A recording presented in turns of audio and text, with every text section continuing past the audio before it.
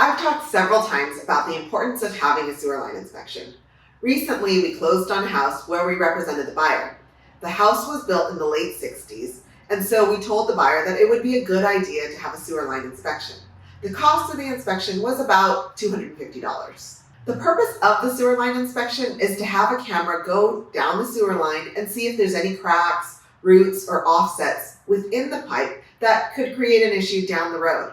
So with this particular house, we had the sewer line inspected, and this is what we found.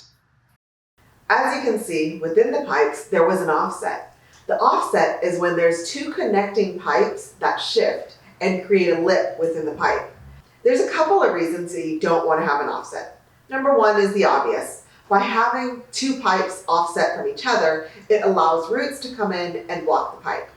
The other reason is inside of the pipe, when it's uneven and bumpy, this could cause items coming down the sewer line to clog or back up. Looking down this pipe, you can see the big ball of roots.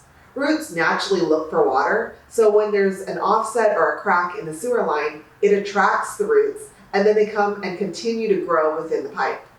This was a pretty big section of roots that got into the sewer line. So, what needed to be done to correct this? After the plumber looked at the location of the offset and the section of the pipe that had the root intrusion, he determined that he would need to dig up two different sections.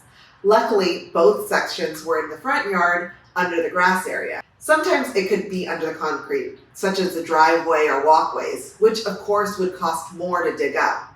The total bill for this was just under $10,000.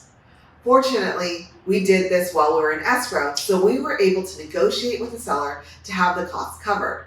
This is an example of how a $250 inspection saved the buyer $10,000 of future repairs.